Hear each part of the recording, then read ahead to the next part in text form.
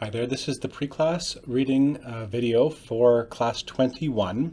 The section is called 7.7 on collisions. It's chapter 7 on energy.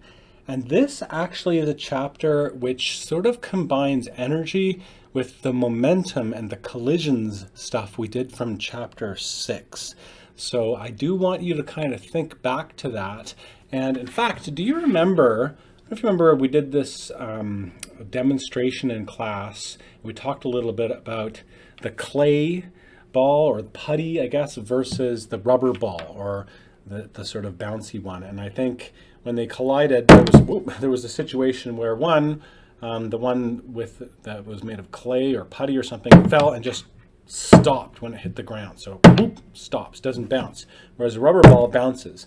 So this is the section where we're going to really explore how we classify these two things. And so the clay or the putty or Play-Doh or something has a property that you can squish it and deform it. So we say that there's some this internal energy, which I guess you could call it heat or something like that, gets kind of sucked up or lost by the clay. So it drops down, all the energy, I guess kinetic energy, disappears and gets trapped as internal energy or heat inside this ball.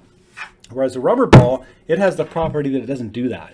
It does store what's called elastic potential energy, which is immediately given right back to kinetic energy again. So it bounces back up at you. There isn't much heat or internal energy, as we would say, sort of lost in the ball. So let's look at the chapter.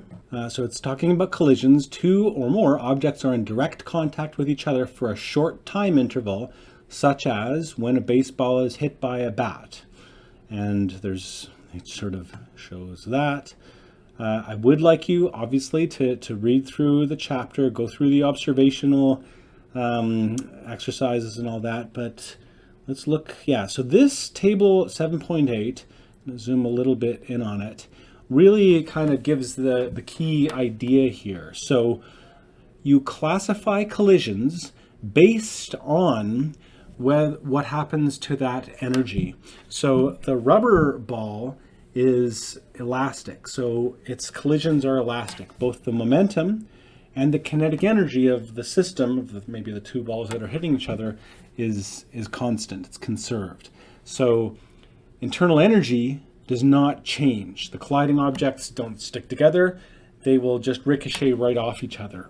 So now it's in real life, I guess. It says there are no perfectly elastic collisions in nature, but sometimes we neglect this little increase of internal energy and we say that it's quite close to being elastic. Inelastic collisions is if there's just two balls and the whole system is just the two colliding objects. Momentum is conserved, but internal energy increases. So the kinetic energy is less than it was before.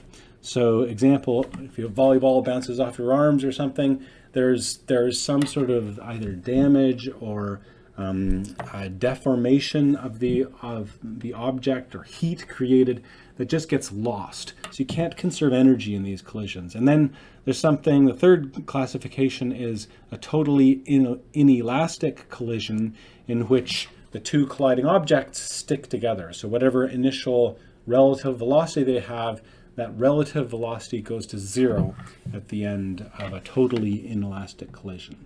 So that's the basic idea. There's a lot of examples here.